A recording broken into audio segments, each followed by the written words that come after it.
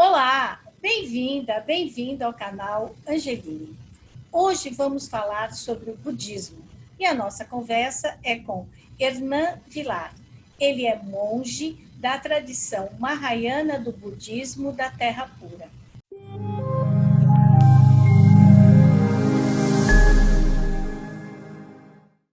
Monge, é um prazer recebê-lo aqui. Muito obrigado por ter aceitado o nosso convite. Cris, é um prazer estar aqui com você. Eu agradeço muito essa oportunidade e gostaria que ela fosse uma oportunidade assim muito profícua para todos nós e para todas as pessoas que seguem o seu canal. Antes de tudo, eu preciso contar uma coisa para vocês. Quando eu fazia esse primeiro semestre, eu trabalhava na equipe de produção do SBT Mulher, era uma parceria SBT-Facebook. Precisávamos fazer um programa sobre a espiritualidade. Entre as pessoas que eu liguei, uma delas foi um monge. E conversando com o monge, ele me disse: por que você não cria um canal para falar sobre espiritualidade pós-pandemia? Eu fiquei pensando, achei que era uma boa ideia e aqui estamos nós. Então, esse programa, claro, além de falarmos sobre o budismo, eu tenho assim uma imensa alegria, uma gratidão enorme por um monge ter me dado essa dica, né? Que foi uma oportunidade que eu penso que tem sido tão importante para tantas pessoas. Muito obrigada, monge, muito obrigada. Cris, que bom, né? Fazendo uma analogia aí com o cristianismo, né? Que essa semente tenha caído numa terra fértil, né? E você aproveitou essa oportunidade e agora pode levar todo esse conhecimento para as pessoas, né? Eu te desejo um bom caminho, né? Sorte, que tudo dê certo para você nesse empreendimento. Muito obrigada. É assim que faz no budismo, né? É Muito assim. obrigada. Então, monge, vamos começar. O que exatamente é o budismo? E o budismo me parece que também tem várias divisões dentro dele, né? Então, o que é o budismo? Eu às vezes, eu faço uma analogia, Cris, com o cristianismo, até para a gente conseguir entender um pouco essa dinâmica, né? Se uma pessoa hoje quisesse se tornar cristã, né, ela faria muitas perguntas. Por exemplo, o Papa é o representante de todos os cristãos, né? Que igreja ela deveria ir, né? Então, o budismo ele tem também uma multiplicidade, né? De tradições, de escolas e de ordens que vieram sendo constituídas ao longo do tempo, né? Nesses quase 2.600 anos que o budismo existe. Então, para a gente falar um pouco do que é o budismo, a gente tem que falar do fundador do budismo, né? Que foi o Siddhartha Gautama, que existiu 600 anos antes de Cristo, no norte daquilo que é hoje a Índia, né? Daquele país que é hoje a Índia. E lá, ele é muito incomodado com as questões do sofrimento humano, as questões da vida humana, como a doença, o envelhecimento, a morte, a própria busca espiritual do ser humano. Ele deixa uma vida palaciana que ele tinha e ele vai ser um monge mendicante numa floresta. E ali ele faz uma série de práticas meditativas, práticas ascéticas, até que, em um dado momento, ele alcança a iluminação. E, a partir desse momento, ele não é mais tratado como Siddhartha Gautama, ele é tratado como o Buda Shakyamuni, né? Então, o budismo ele surge nesse contexto, né? Quando o Siddhartha Gautama alcança a iluminação, pelos 45 anos seguintes, ele passa fazendo pregações do Dharma, né? A doutrina do budismo. E ele falece já muito velhinho, aos 80 anos, e quando ele falece, os monges que o seguiam acabam tendo uma série de cisões. Então, alguns são um pouco mais ortodoxos no entendimento das palavras do Buda, outros são um pouco mais abertos a um entendimento, a uma interpretação daquelas palavras, E assim começam a surgir as grandes tradições. Então, a gente tem a tradição Theravada, que é a tradição que desceu do norte da Índia, foi ali para o sudoeste asiático. A gente tem a tradição Mahayana, que ela sai do norte da Índia, seguindo ali pelo caminho da seda, e ela vai para a China, para a Mongólia, Coreia, e no ano 500 depois de Cristo, ela chega no Japão. E a gente tem a tradição Vajrayana, ou budismo tibetano, né? Então, praticamente no ano 700 depois de Cristo, o budismo chega ao Tibete, e ali ele se mescla, sincretiza ali com uma religião que havia, que se chamava Bon, e dá o surgimento ao budismo tibetano, cujo maior expoente é o Dalai Lama, né? Então, o budismo ele não tem assim um papa, né? Ele não tem uma hierarquia em cada uma dessas tradições, né? Na nossa ordem, que é a ordem Otani da escola da Terra Pura do budismo japonês, nós temos um grão-mestre, nós temos um Monshu, e ele é brasileiro, né? Ele é um descendente direto de Shinran Shonin, que foi o monge que fundou essa ordem no ano de 1321. E Shinran teve vários descendentes, e esse Monshu, esse grão-mestre, que se chama Choyu Otani, ele fez a sua vida aqui no Brasil como um imigrante. Ele estudou física, né? E trabalhou muito tempo, inclusive no mundo acadêmico, como professor em São José dos Campos, né? E ele recentemente foi empossado lá no Japão, nessa que é uma das maiores escolas, uma das maiores ordens da escola Terra Pura no Japão. Nós temos perto de 8.500 templos. Então, é uma ordem, uma das mais antigas e uma das maiores ordens do budismo japonês. Mas quando a pessoa diz, eu sou budista, ela acredita no que exatamente? O budismo ele tem uma preocupação central, que é o sofrimento humano e como terminar com o sofrimento humano. Essa é fundamentalmente a questão central do budismo, e todas as escolas e todas as tradições do budismo, elas ficam centradas em princípios que são iguais, ou seja, há algumas poucas diferenças nas suas práticas. O que eu quero dizer com isso? Existem algumas ordens ou algumas tradições que são monásticas, né? Então, os monges vivem nos templos, né? Eles podem ser celibatários, eles podem ser vegetarianos, né? E você tem outras ordens, né? Assim como funciona no cristianismo também, né? Onde os monges comem carne, eles podem se casar, eles podem ter uma vida fora do templo, né? Uma vida profana, uma vida civil. Como existem práticas diferentes nas mais variadas escolas, nem todas as ordens são meditativas. Então, nós temos ordens que têm a sua prática centrada na meditação, mas tem outras práticas que o budismo também tem. Por exemplo, no budismo tibetano, a gente tem aquela construção das mandalas, né? É um trabalho lindíssimo que os monges ficam fazendo um tempão, e depois aquilo é simplesmente varrido ou soprado, até para que a gente se lembre sempre da impermanência da vida, né?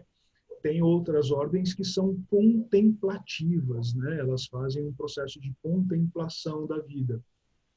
E tem ordens cuja fé é mais importante do que qualquer outra prática, como no caso da nossa ordem. Então, para nós, a nossa prática é a recitação do nome do Buda, né? Então, nós recitamos Namo Amida Butsu, né? Ou seja, eu saúdo, né? Eu tomo refúgio no Buda Amida, né?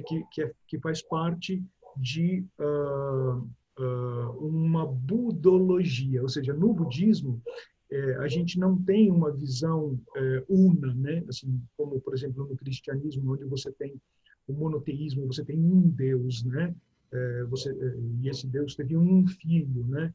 Então, no budismo, existem muitos Budas em muitos mundos, né? Em milhares de mundos, né? Então, existem discursos do Buda histórico, do Buda Shakyamuni, onde ele fala da existência de outros muitos Budas que existiram antes dele e outros que existirão depois, né?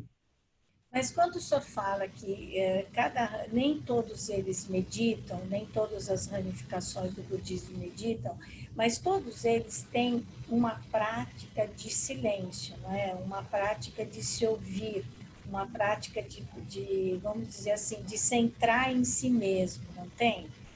Ou eu estou enganado? O budismo, quando a gente fala de meditação, existem, dependendo de como a gente estuda a meditação, né, existem mais de 200 tipos de meditação, né? Alguns pesquisadores falam de 700 tipos de meditação. Meditar é o uso da atenção.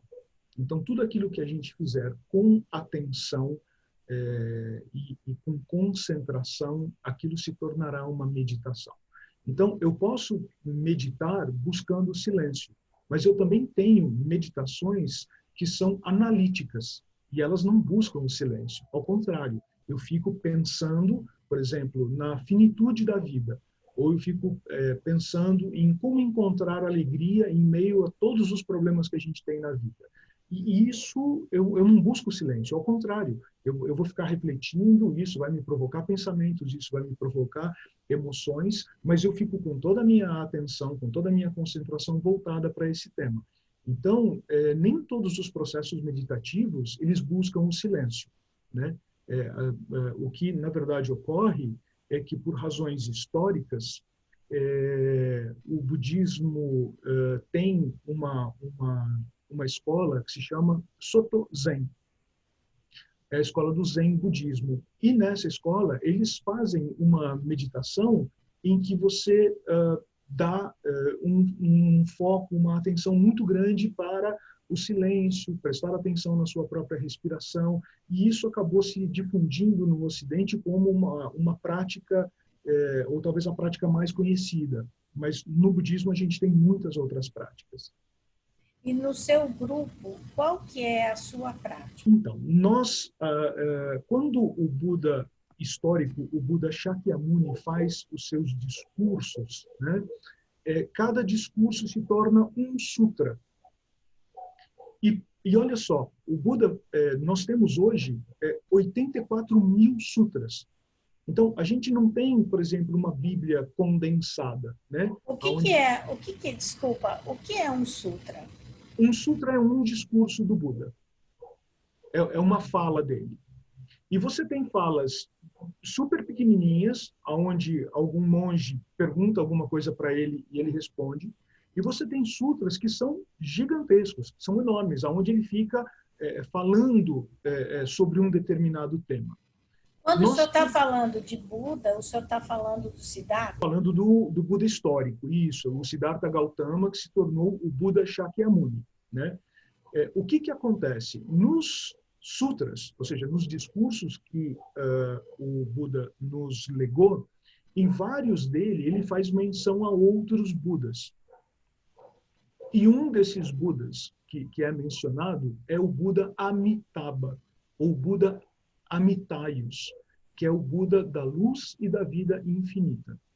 Então, esse Buda Amida, ele se torna uma figura icônica no desenvolvimento do budismo, e esse Buda, ele, segundo o sutra que nos foi legado pelo Buda histórico, o Buda Amida, ele faz um voto salvífico, o voto de salvar a todos os seres sencientes, não só os seres humanos, mas assim, todos os seres, inclui animais, isso inclui todo o meio ambiente, né?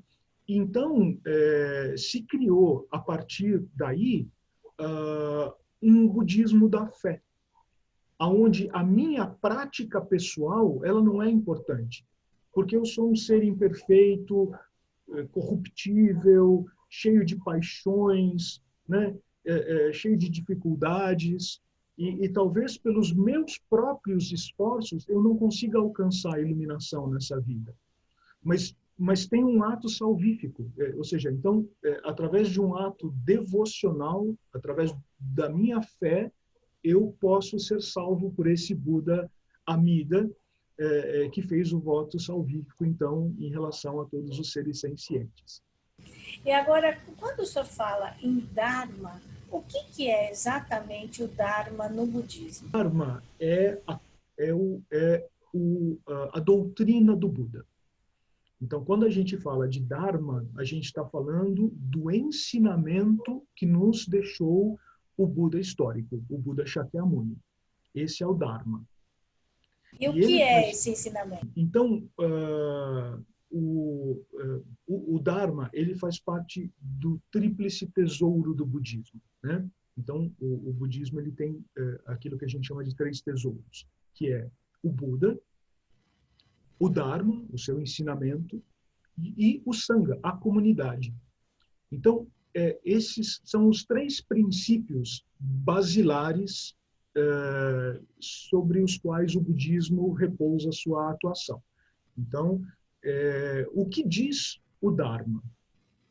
O Dharma diz o seguinte, que existe sofrimento na vida.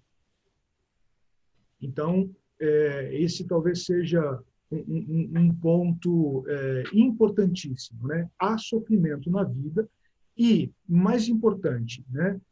A origem do sofrimento humano está em 3 atitudes: a ignorância, a ganância e a ira.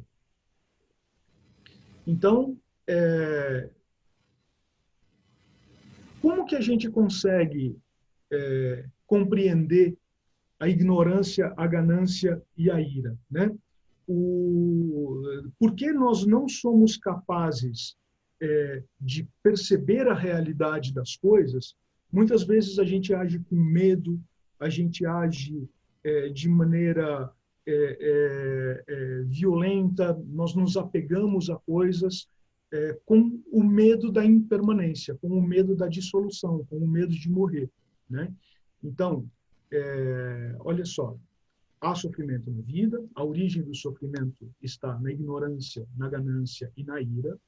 E a terceira coisa que nos diz o Dharma é que o sofrimento ele pode ser superado. E aí o Buda diz que existem 8 coisas, existe um caminho que é chamado de caminho óctuplo, e através do caminho óctuplo a gente consegue superar esse sofrimento, né? Então, o que é o caminho óctuplo? A gente tem a compreensão correta, o pensamento correto, a fala correta, a ação correta, o meio de vida correto, o esforço correto, a atenção correta e a concentração correta. Então, se nós utilizarmos o caminho óctuplo, a gente consegue superar o sofrimento que é inerente à vida humana. É isso que nos diz aqui.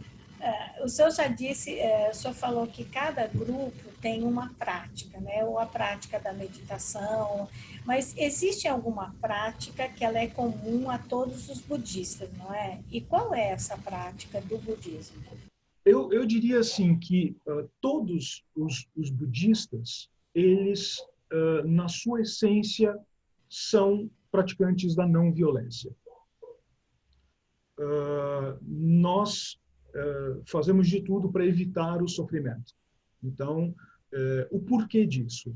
Porque uma outra questão que é comum a todas as tradições, a todas as escolas, a todas as ordens, é o conceito de karma. Karma, em sânscrito, Cris, quer dizer ação. Então, tudo aquilo que eu fizer no transcorrer da minha vida vai gerar consequências. Então, eu tenho ação sobre o mundo e essas ações geram consequências. Eu posso ter boas ações e aí eu vou gerar um karma positivo. Eu posso gerar um karma negativo se eu tiver ações negativas, se eu provocar sofrimento. Então, para nós, budistas, a vida ética, não provocar o sofrimento ou auxiliar com boas ações, gerando karma positivo, é algo também que faz parte da ética budista e também é comum a todas as tradições e escolas. Agora, o budismo, ele acredita no renascimento, é diferente da reencarnação, né? Então, o que é o renascimento no budismo? Nós estamos aqui em uma conjunção temporária de matéria e consciência. Então, houve essa agregação e, em um dado momento, isso vai desagregar, isso vai sumir.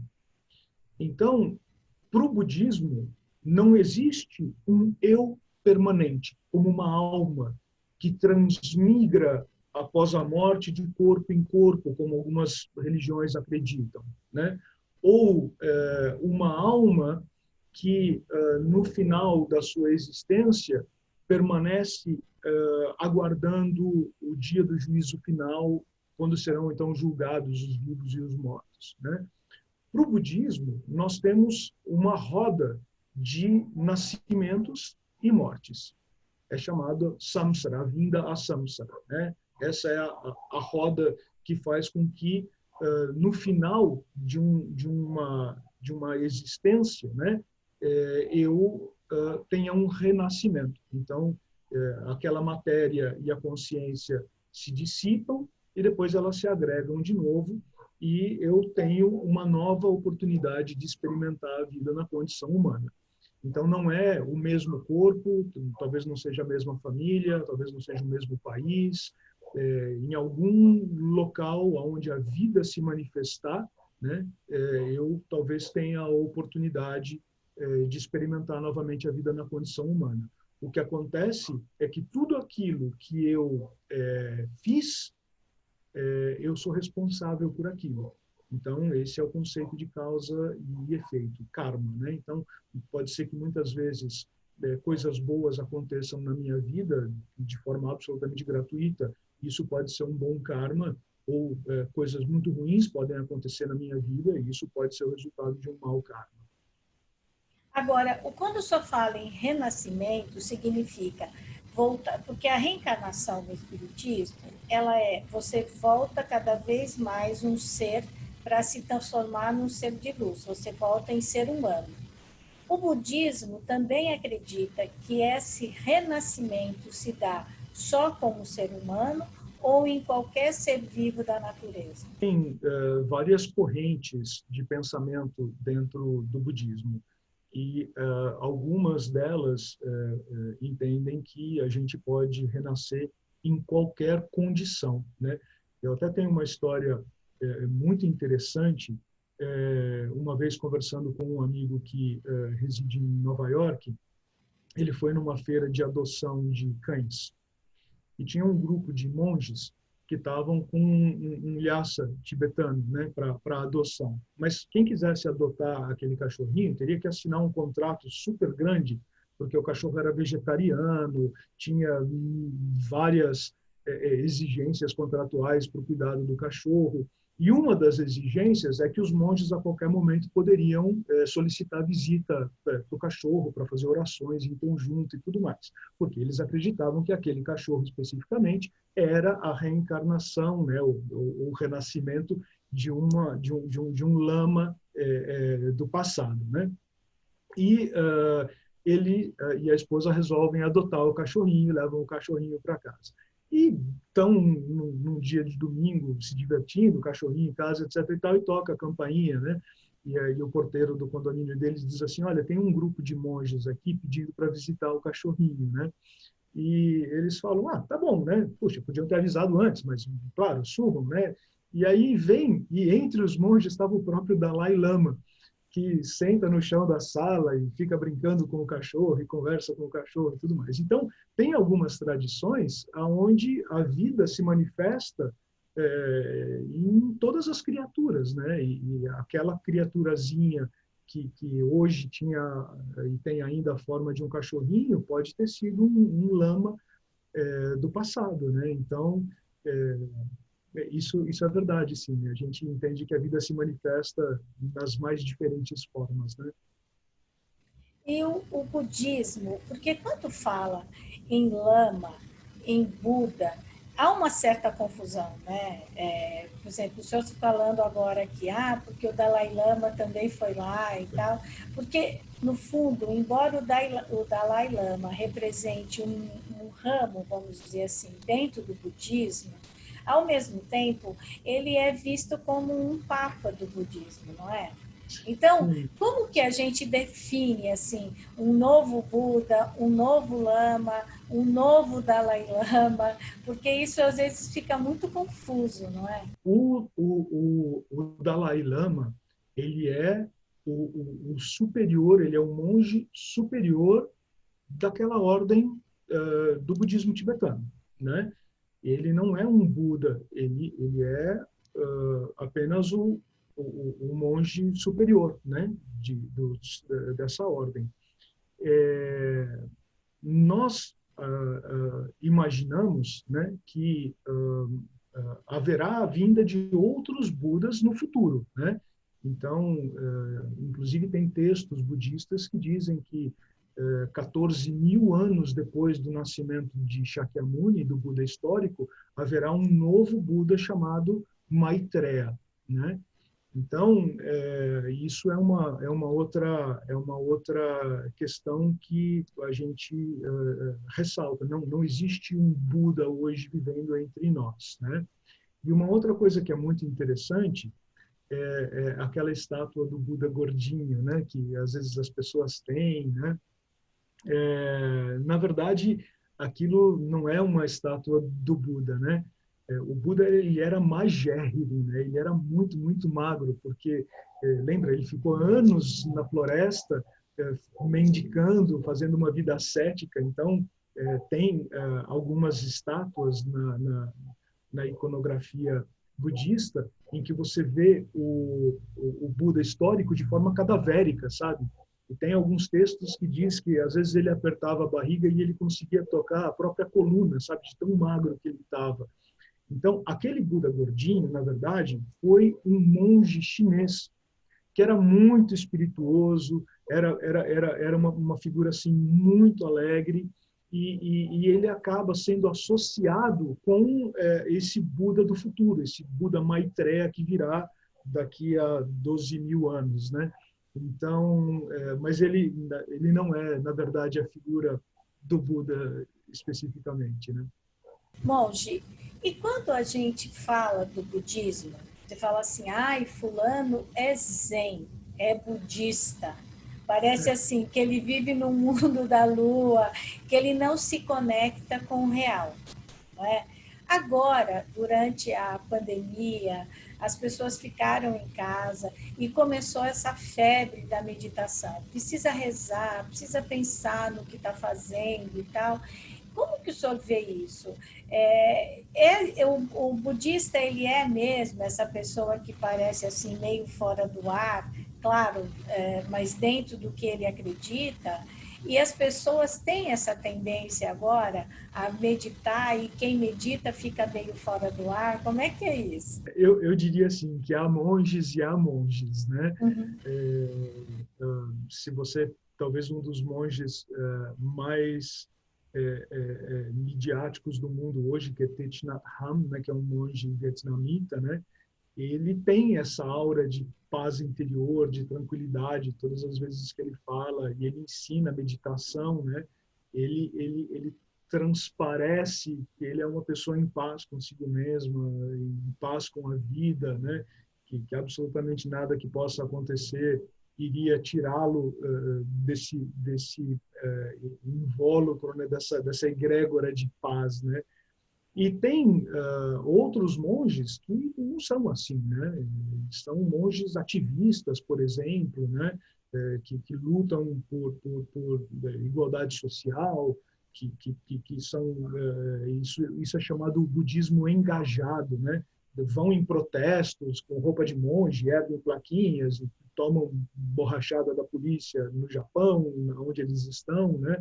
Então, eu entendo que a gente não pode dizer que o monge ele é uma única figura, sabe? Aquela figura de tranquilidade, de paz. Tem monges que são afeitos às artes marciais, tem monges que são ativistas sociais, tem monges monásticos, tem monges de esquerda, tem monges de direita, tem monges de tudo quanto é tipo. Então, eu diria que a nossa visão do monge é que ele é um bom amigo. Ele é uma pessoa que está trilhando o caminho junto com todas as outras pessoas, não tem toda a verdade da vida, é uma pessoa que também erra, que às vezes fala bobagem, que tem suas paixões, muitas vezes luta contra suas próprias dificuldades interiores e contra o mundo exterior, em grande parte, e nem sempre isso nos dá aquela aura de tranquilidade ou de paz interior. Embora,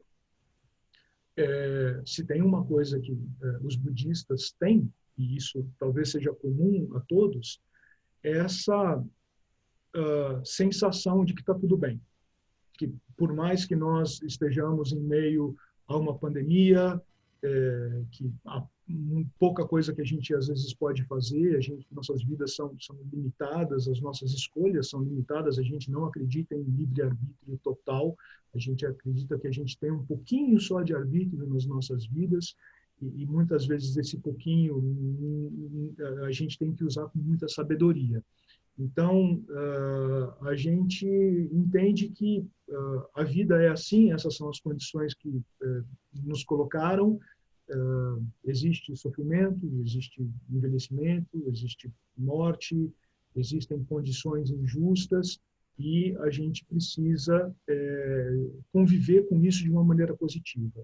Em alguns casos, alterando socialmente aquilo que não está legal, provocando melhoras sociais, e aquilo que tiver além das nossas condições, o caminho da fé, seguramente, da oração, da meditação, vai aplacar o incômodo que a gente vive estando nesse mundo e estando na condição humana, né? Bom, se o budismo acredita que o livre-arbítrio ele é pequeno, ele acredita então em destino? É uma pergunta muito legal. Olha só, o budismo não acredita em destino no sentido de que as coisas estão escritas. O budismo acredita em causas e condições. Então, porque eu posso ter cometido um ato gravíssimo no meu passado, isso não é a certeza de que eu vou viver esse mal em algum momento. Isso vai depender de causas e condições. Para nós, o que acontece? Quando a gente nasce, a gente não escolhe esse corpo. Esse corpo nos é dado pelos nossos pais, né? A gente nasce numa família, e essa família tem, às vezes, suas dificuldades, a gente nasce, às vezes, em um contexto social que a gente também não escolhe, né? A gente nasce e a gente vai experimentar o que é viver a vida naquela condição. A gente pode não ter controle sobre tudo isso, e isso nos leva a uma questão muito importante, de que, apesar de todos os determinantes e todos os condicionantes da vida sobre os quais eu não tenho controle, eu não tenho ascensão, o que eu vou fazer com isso, como eu vou viver essa experiência, eu tenho controle. Então, assim, não importa o que acontece comigo, o que importa é o que eu vou fazer com aquilo. Então, se alguém me agride, isso é um problema da pessoa que me agrediu. Agora, o que eu vou fazer com isso é um problema meu. Se eu vou agredir a pessoa de volta, se eu vou dar a outra face, se eu vou perdoar a pessoa, se eu vou querer vingança e mais tarde vou querer pegar a pessoa. O que eu vou fazer com a agressão que eu sofri é um problema meu. Então, para nós, budistas, eu poderia dizer que a gente não consegue traçar uma linha que seja única para todos nós, porque somos pessoas muito diferentes, de contextos sociais muito diferentes, de formações muito diferentes.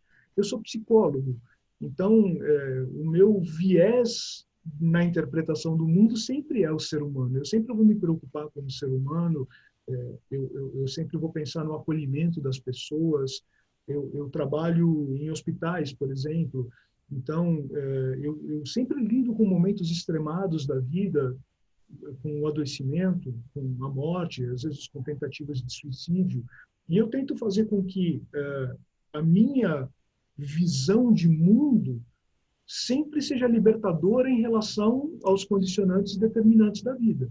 Então, assim, nasci numa família disfuncional, nasci numa condição social que não era muito propícia. Olha, tudo bem.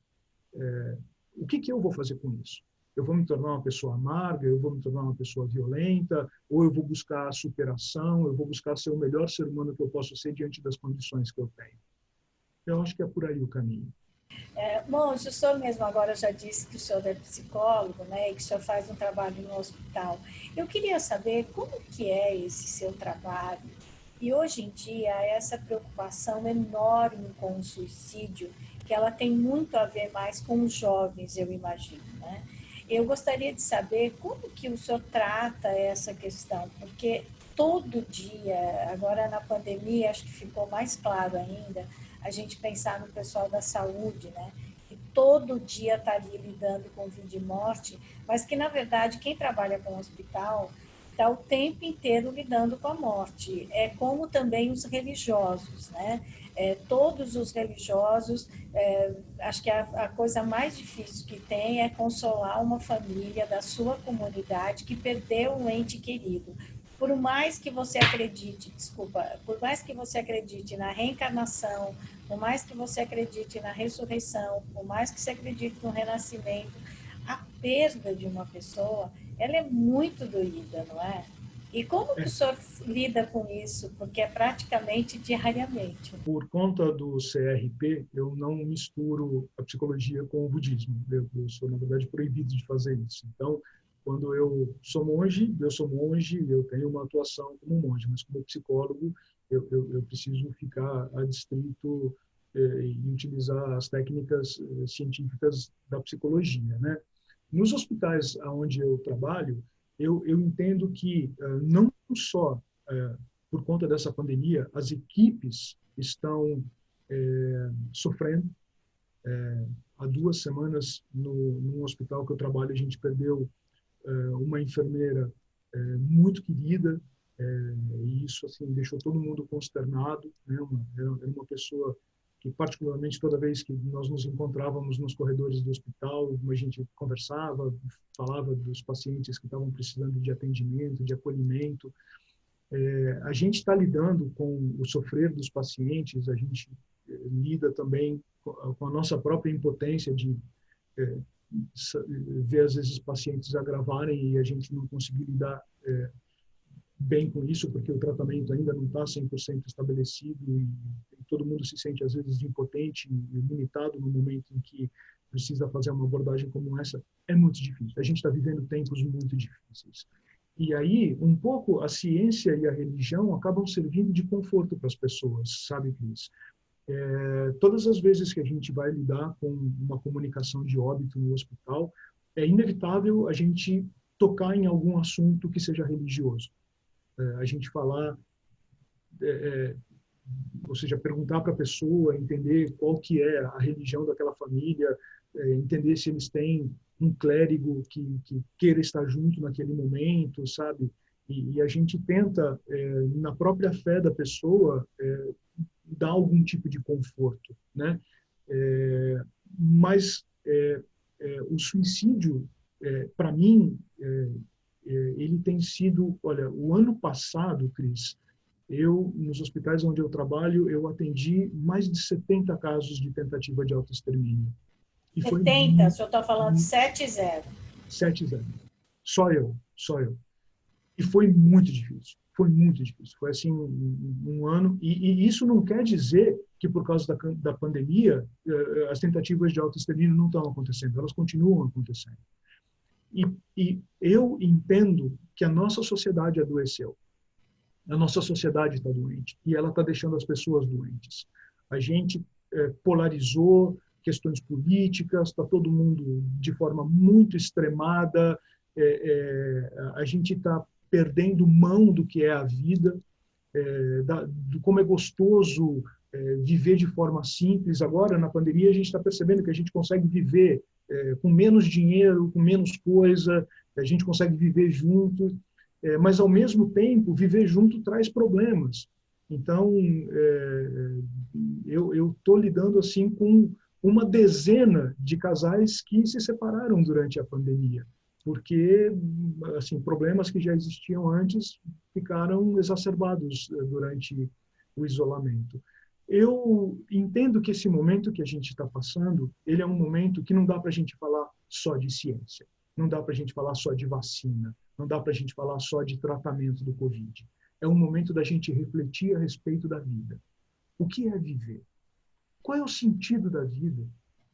Qual é o propósito de todas as coisas? Né? O que é que me traz felicidade? Como é que eu consigo ser feliz com tantos irmãos e irmãs minhas que estão passando necessidade? Né? Uma vez que a pandemia acabou mostrando tanta desigualdade social, né? Então, assim, eu não posso ser feliz enquanto tem outros iguais a mim que estão aí sofrendo, que estão passando necessidade. Então, eu entendo que a questão do suicídio ela é a ponta de um iceberg de um enorme problema social. E a gente não está falando daquilo que, de fato, nos torna humanos. A gente não está refletindo, a gente quer voltar a ir para o shopping center, a gente quer voltar a sair para os bares. Mas isso é um processo de alienação. A gente tem que, na verdade, entender que a nossa sociedade ela vinha em um processo de adoecimento e as pessoas começaram a adoecer junto com a sociedade e elas precisam hoje tanto da religião quanto elas precisam da ciência, para que a gente possa viver em harmonia, a gente possa viver juntos, apesar das nossas diferenças. Difícil, né? Eu até brinquei com o Rabino na entrevista que eu fiz com ele, que ele disse que para um ano novo precisava a gente pode comer maçã e mel, né? Que é uma tradição do judaísmo. Eu falei, haja mel e haja maçã para 2020, né? Porque, nossa senhora, é muito difícil, né? Agora, monge, eu queria saber o seguinte, qual é o significado do budismo? A maioria raspa a cabeça e também o uso do incenso nas cerimônias. Por que essas duas atitudes? Duas atitudes não, eu acho que são dois símbolos, né, do budismo. São duas questões muito interessantes. Com relação a raspar a cabeça, quando o Buda, quando o Siddhartha Gautama sai do palácio e vai para a floresta, a primeira coisa que ele faz é cortar os cabelos. Então, os cabelos eles são um sinal de vaidade, né? E quando nós estamos com o cabelo assim, todos nós ficamos iguais. Então, é também um sinal de humildade. Isso não quer dizer que um monge seja humilde, mas ficar cortando o cabelo toda semana, porque o cabelo cresce muito e dá muito mais trabalho você ser careca do que você ter o seu cabelo normal crescendo. Porque você tem que cortar sempre, né? É como as nossas paixões, né? Elas vão crescendo. Se você não tomar conta, elas acabam te dominando de alguma forma. Agora, nem todo monge corta o cabelo. Assim, tem monges que cortam e tem monges que têm moicano. Então, e vale, não tem problema nenhum. Não é isso que vai fazer algum tipo de distinção, né? Essa é a primeira. Com relação ao incenso, quando você olha um altar budista, ele é um altar muito simples, né?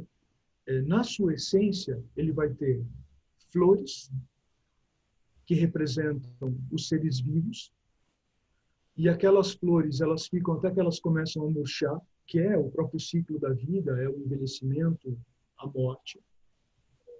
Você tem o incenso, que significa o Dharma, o ensinamento do Buda. Que quando você o propaga, ele, como um incenso, ele vai para todos os lugares, levando aquele perfume, né? Ele não encontra impedimentos, né? Então, o incenso, ele representa esse ensinamento, né? Sem limites. E tem uma vela, tem um castiçal, que é a iluminação, né? Então, esses são os três elementos que compõem o simples oratório, né? Ou então, ah, quando você vai num templo budista, a queima do incenso, essa oferenda é a própria oferenda do ensinamento do Buda, né?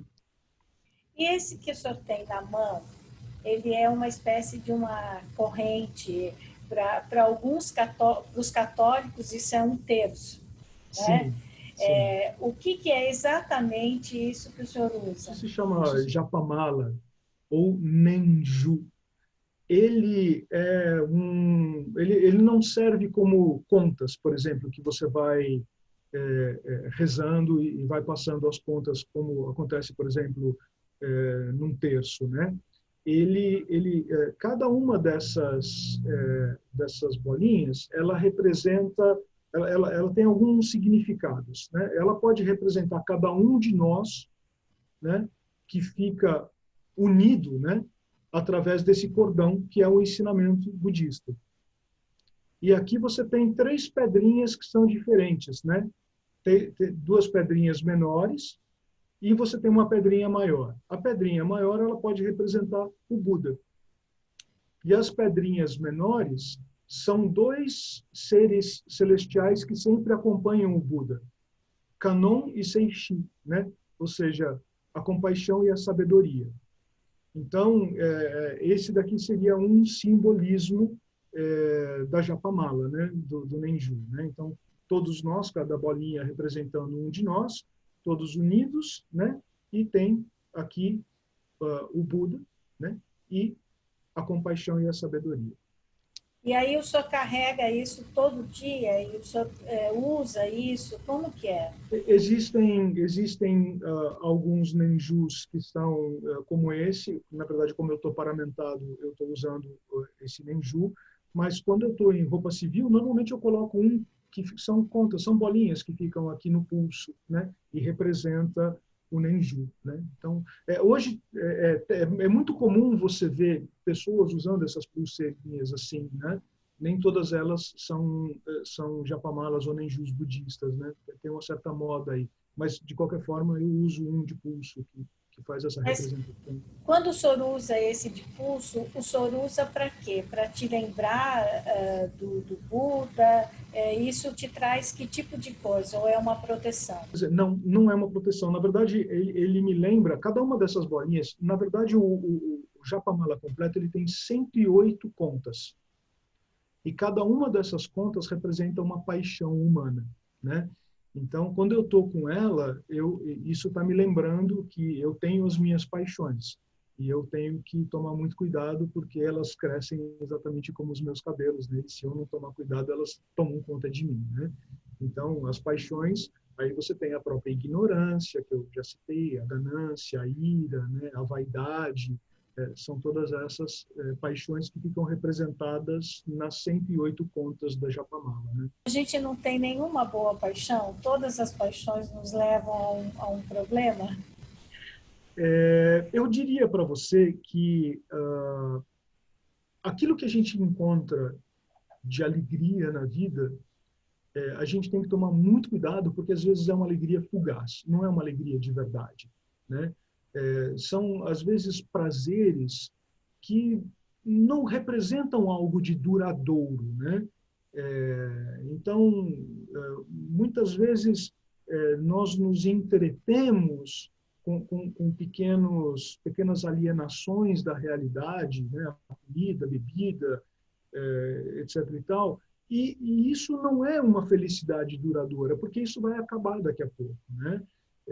Então, para nós, aquilo que de fato vai trazer uma felicidade duradoura é saber que nós estamos acolhidos, que nós tomamos refúgio na doutrina do Buda e o Buda não nos abandonará, né? Nós iremos para a terra pura do Buda, nós meditaremos e ao longo de muitas existências também nos tornaremos seres humanos melhores, né? E que, na verdade, o sofrimento é só uma percepção humana, né? Na verdade, o universo não nos quer mal, né? Ninguém nos deseja o mal, né? O universo, ele é abundante, né? Ele é a própria vida, né? Ele é a vida em manifestação. Ocorre que a vida ela é breve e nós nos apegamos à vida. E aí nós não gostaríamos que as coisas ruins acontecessem. E porque nós não gostaríamos que as coisas ruins acontecessem, nós acabamos sofrendo. É um pouco isso que acontece. Então, na verdade, a gente tem que ter um processo de aceitação, aceitar as coisas do jeito que elas são e viver, né, com agradecimento, né, por toda a oportunidade que a gente está tendo de experimentar a vida. Bom, o senhor tem mais alguma coisa sobre o budismo que o senhor gostaria de dizer que eu não te perguntei? Gostaria de dizer que o budismo ele aceita todas as pessoas. Ele não discrimina, ele não julga ninguém, né? O budismo ele se dá muito bem com as outras religiões, ele aceita as outras religiões e para nós buscamos e almejamos que todas as pessoas consigam superar esse sofrimento que é inerente à vida, né? E de alguma forma possam manifestar o melhor de si mesmas, o melhor da sua própria natureza búdica ou da sua natureza cristã ou da sua natureza religiosa, qualquer que seja ela, para que nós tenhamos um mundo melhor. Então, eu diria que, talvez até como uma mensagem para a pessoa que nos ouve, né, as pessoas que seguem você no seu canal, eu diria assim, viva a sua religião. Então, não diga assim, eu sou budista, eu sou cristão, né? Mas pratique a sua religião, pratique o cristianismo, pratique o budismo, pratique o islamismo, né? Se a sua religião diz que você tem que dar a outra face, dê a outra face. Se a sua religião diz que você tem que tratar o outro com amor, trate o outro com amor. Então, na verdade, a gente tem que tirar um pouco essa questão das denominações e dizer, eu sou isso, eu sou aquilo. Nós precisamos viver de acordo com aquilo que as nossas religiões dizem. Viver em harmonia e todos nós lutando para que a gente tenha um mundo melhor. Ai, que bonito. Que delícia se fosse assim, né? Muito legal. Talvez não Agora, seja ainda, né? Mas a gente continua insistindo, né? A gente não desiste tão fácil. Monge, não, eu também, eu sou uma otimista. Eu acho sempre que vai ser melhor, sempre que vai ser melhor. Enfim, como eu digo, vamos em frente. Agora, Monge, já que todo mundo pode praticar meditação, eu queria te pedir uma gentileza, se fosse possível, esse não é o objetivo do canal, mas será que o senhor poderia nos ensinar um pouco a meditar? Então, assim, como que deveria ser uma meditação? Não aquela meditação que a gente tem que parar durante, sei lá, 1 hora, 2 horas no dia, e tem que ter um silêncio perfeito, tem que ter, porque, vamos dizer assim, condições ideais, elas são difíceis, né, de serem conquistadas por todo mundo. Então, só poderia nos dizer, eu não vou dizer que é uma coisa muito pequena da meditação, mas assim, coisas simples que nós poderíamos fazer para que a gente ficasse um pouco mais centrado, ouvindo um pouco o silêncio interior, até para poder tomar outras atitudes na vida da gente, né? O senhor poderia fazer com a gente aí uma meditação guiada, digamos assim? Acho que esse é o termo, não é? Eu acho que eu posso ajudar, assim, de duas formas. Primeiro, Cris, se você me permitir, a gente tem um canal no YouTube chamado Cuida da Mente, tudo junto. E nesse canal, a gente tem 2 vídeos meus que ensinam meditação. Tem um vídeo curtinho, de 9 minutinhos, onde eu ensino uma técnica meditativa, que é a mesma técnica de meditação terapêutica que a gente usa nos hospitais, no ambulatório, onde a gente trabalha. E tem um outro vídeo um pouco mais longo, de um pouquinho mais de 1 hora, onde a gente fala sobre meditação e ansiedade, e aí a gente entra a fundo, mergulha em questões de neurociência, e a gente fala longamente a respeito de meditação. Então, eu diria assim que para as pessoas que se interessarem, elas podem acessar o canal e tem 2 vídeos lá que vão ajudar bastante. Agora, Então, só para as pessoas saberem, esses endereços e das redes sociais do Monge estarão no texto do canal do YouTube, quando for ao ar, né? Então, é só assim que você está assistindo o vídeo, é só você abaixar um pouco mais, você vai ver que vai ter um texto ali, e nesse texto vão ter esses endereços. Eu acho que o senhor se dispõe a deixar esses links conosco, né? Sem Se é dúvida, sem possível? dúvida. Claro, claro, claro. Agora, para as pessoas que estão nos ouvindo, meditar é um exercício da atenção. É o que você faz com a sua atenção que é importante. Então, nós podemos colocar a nossa atenção na nossa respiração e ficar ali, de olhos fechados, alguns momentos, prestando atenção em como nós respiramos. Mas a gente também pode usar os órgãos dos sentidos para a gente fazer meditações diferentes. Então, o que eu quero, Cris, aqui falar para as pessoas é que elas podem criar suas próprias meditações. Então, se você ficar olhando um incenso queimar, prestando atenção nele e sentindo aquele cheiro do incenso, você vai estar meditando. Se você ficar prestando atenção em um som, um barulho de cachoeira ou uma música e ficar ali concentrado, você também vai estar meditando. Então, o que na verdade acontece quando a gente medita? A gente transforma a nossa atenção em concentração. Esse é o grande segredo da meditação. Então, quando a gente medita, é sempre importante a gente estar em um local que a gente possa fazer um bom uso da atenção e da concentração. Então, celular, trânsito, barulhos, eles sempre vão acabar distraindo a gente. E isso é normal. Então, quando a gente tenta meditar, a gente tenta fazer o silêncio, a gente sabe que a gente vai se distrair. E muitas vezes a gente vai se distrair com os nossos próprios pensamentos. Eu posso lembrar, puxa, amanhã tem uma reunião, eu tenho que entregar uma planilha, eu tenho que fazer compra, né? E às vezes os meus próprios sentimentos vão me atrapalhar o processo de meditação. Então, é normal a gente se distrair quando a gente está meditando. Então, no processo de meditação, eu coloco a minha atenção na minha respiração, ou eu coloco a minha atenção em uma vela e fico ali sustentando a minha atenção por um período de tempo, 5, 10 minutos, 15 minutos. Vem um pensamento, tudo bem, não tem problema. Volta a atenção para aquilo que você estava fazendo. Veio um sentimento, não tem problema. Deixa o sentimento de lado e continua a concentração naquele que é o seu objeto de meditação. Então, muito mais do que a gente fazer uma meditação guiada, talvez com essas minhas palavras as pessoas percebam que elas podem fazer muitos tipos de meditação, utilizando todos os órgãos do sentido, ou então, ao invés de olhar para fora, né, ou seja, usar os órgãos do sentido como um objeto da atenção, olhar para dentro de si mesmos. Né? E eu posso fazer uma meditação prestando atenção na minha respiração, ou eu posso meditar a respeito de um problema da minha vida e ficar ali tentando encontrar uma boa forma de conviver com ele, uma forma positiva de superação. Então, tudo depende do que eu faço com a minha atenção e como eu transformo a minha atenção em concentração. Ah, que legal, Monge! Viver o momento sem julgar. Então, isso é o mais importante, né? Estar ali, naquele momento, vivendo aquela experiência, sem julgar, né? É isso. É difícil, né, Monge? Mas a gente tem que tentar, não é? O começo é difícil, né? Mas qualquer coisa que a gente vai fazer no começo é difícil. Andar de bicicleta no começo é difícil, né? Aprender a falar no começo é difícil. Tudo que a gente vai fazer no começo exige um esforço, exige uma dedicação.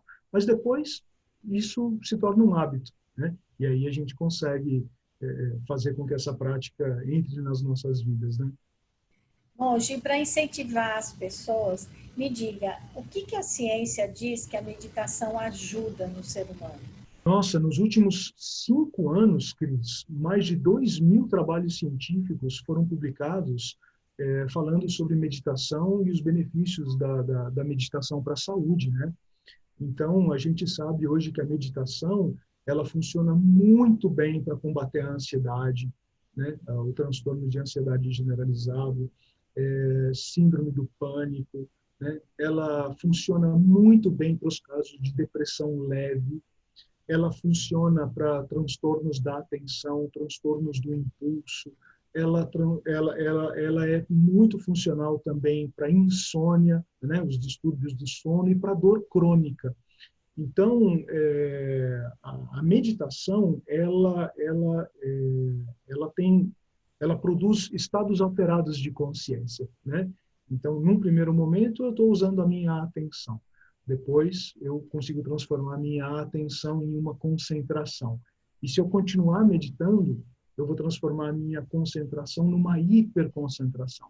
Então, cada um desses estados alterados de consciência, né, vai ser benéfico para uma determinada patologia, um determinado problema que as pessoas podem ter.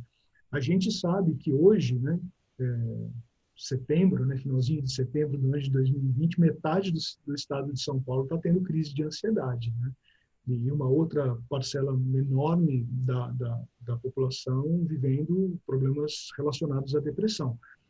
A meditação, ela ajuda. Então, eu diria assim, existem muitos tipos de meditação e as pessoas podem buscar em mindfulness, por exemplo, pessoas qualificadas, treinadas, que podem ajudar a ensinar essas técnicas, né? E, ao mesmo tempo, também elas podem fazer coisas simples, como essa que o senhor acabou de ensinar. Né? Exatamente. Porque, às Exatamente. vezes, as pessoas dizem, mas então, sabe aquela coisa? Quando eu tiver dinheiro, eu vou fazer isso. Quando eu for feliz, eu vou fazer aquilo. Quando eu me aposentar, eu vou fazer aquilo. Então, mais do que nunca, para praticar o budismo, é aqui e agora. Né? Então, se você pode começar a meditar, a pensar, comece a fazer isso na sua casa, pode ser muito bom para você, né? Isso vai te ajudar. O que é importante da gente dizer em relação a isso? A nossa atenção, ela é o nosso bem mais caro. Empresas investem milhões para ter 15, 30 segundos da sua atenção. O seu celular também, o tempo todo apitando, notificando, porque ali, na hora que você prestar atenção, eles vão tentar te vender alguma coisa. O joguinho vai tentar te convencer a gastar o seu tempo jogando, a rede social vai tentar dizer, olha, né, tal pessoa que você segue está ali falando, e você imediatamente pega a sua atenção e dá a sua atenção para essas empresas, né? Claro, se você está prestando atenção naquilo que elas estão oferecendo para você, você está comprando um produto, você está comprando um serviço, você está comprando um meio de vida, né? A gente tem que tomar muito cuidado com a nossa atenção, porque a nossa atenção hoje é o nosso bem mais caro e muitas empresas estão fazendo muito investimento exatamente para ter a nossa atenção. E aí a Monge, gente pode meditar, porque aí meditando nós somos os donos das nossas atenções, né, da nossa concentração. Monge, o senhor gostaria de dizer algumas palavras para a gente encerrar a nossa entrevista? Quero sim, Cris. Eu quero falar diretamente para as pessoas que foram impactadas nessa pandemia de alguma forma, que adoeceram, que estão enlutadas porque perderam um ente querido ou porque perderam seus empregos e hoje passam por algum tipo de dificuldade. Viver é superar. Viver é um ato contínuo de superação. Não desanimem, não desistam, né? Viver vale a pena, né? Vocês não estão sozinhas, vocês não estão sozinhos, busquem ajuda, né?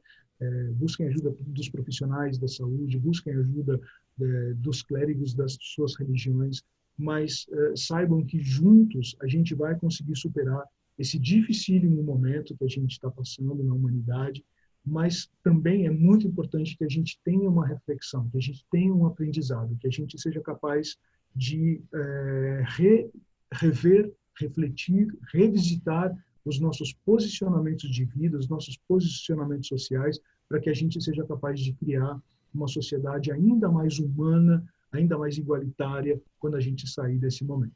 Monge, muito obrigada por as suas palavras, pelo seu trabalho, né? Esse trabalho que é difícil, eu imagino, um trabalho diário, né? De ajudar as pessoas mesmas a vencer todas essas dificuldades. Muito obrigado, porque também eu sei que o senhor faz parte do grupo interreligioso, pela cultura do encontro, pela cultura da paz, né?